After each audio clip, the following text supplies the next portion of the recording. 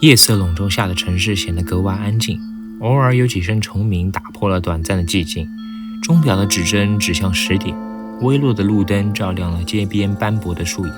楼主拖着疲惫的身躯从校门口走出来，心里盘算着如何用最快的速度回到家。那晚的空气简直闷热的令人窒息，他一边加快脚步，一边忍不住张头回望。那条从学校通往停车场的小路不知为何显得异常昏暗，路灯忽明忽暗，像是有什么看不见的东西在暗中窥视。他不由得加快了脚步，但心中的不安却挥之不去。直觉告诉他，这条他无数走过的路今晚似乎变得不太一样了。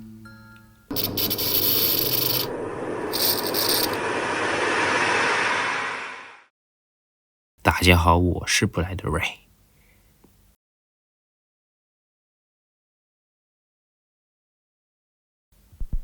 事情发生在某天，大约晚上10点左右吧。当时还在读大学的姐姐下课后以迅雷不及掩耳的速度跑回家，只见她上气不接下气，摇摇晃晃走进玄关。因为我们家附近一带几乎没什么精神病出没，应该说从我出生以来一次都没听说过。于是我立刻上前问她发生了什么事。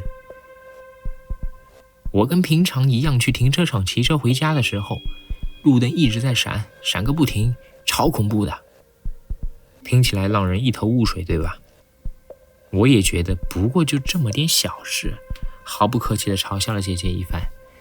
虽然她那天被吓得直哆嗦，但到了隔天却又一副没事的样子，所以我也就没把这件事放在心上。又过了1个月后的某天，我当时参加的体育社团练习到很晚。当我去停车场取车回家的时间差不多是10点左右。从停车场到我家的车程大约20分钟，我都骑铁道旁那条比较宽的路回家。铁道对面则是农田和公园，还有像是工厂的建筑物，以及几栋零星的破旧木屋。这条路上约20米就只设有1盏路灯，却散发着诡异的氛围。当时正值夏天，我踩着踏板边想，好热啊，心中突然冒出奇怪的感觉，总觉得这条路比平常还暗呢。我继续往前骑，前方视野里的路灯全都亮着，不过我的周围还是暗淡无光。刚结束社团活动的我身心疲惫，心里虽然有些压抑，依然没有停下双脚。我看着地面，边踩着踏板，才发现我经过的路灯一盏一盏熄灭，因此就算看起来跟平常没什么两样，一定也会比平常还要昏暗。我不敢抬头看，不过身后的路灯在我回头的时候正好亮起，使我更加肯定自己的推测。我发现真相的瞬间，立刻起了鸡皮疙瘩，这是我有生以来第一次知道害怕是什么。现在光是回想就快哭了。我站起身来，狂踩踏板，用尽全身力气冲回到家。还没恢复运转的脑袋想着，姐姐当时指的就是这件事吗？到了家门口后，才刚从脚踏车上下来。喂，不能待在那里啦！有些尖锐的嗓音传到耳中，我吓了一跳，立刻转头看向声音来源。隔壁家邻居儿子正笑嘻嘻地站在那里，他好像患有精神疾病之类的，我其实也不太清楚，常常会一个人在那儿自言自语，还冷冷地笑。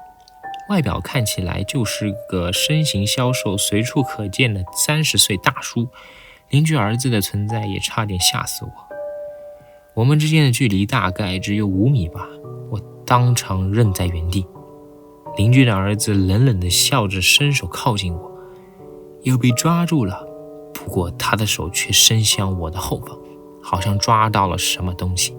我却什么都没看到，但他确实抓着某种东西硬拖了回家。邻居的儿子最后面向我挥舞着他抓住东西的手。这孩子最喜欢高的地方了，比方说路灯上面。说完他就转身进家门了。我很害怕让路灯熄灭的东西，虽然我从前从未相信过，但从这天开始，我不禁觉得幽灵可能真的存在吧。不过最让我害怕的是，平常讲话声调总是很尖锐的邻居儿子，却在最后那句话恢复了正常的声音。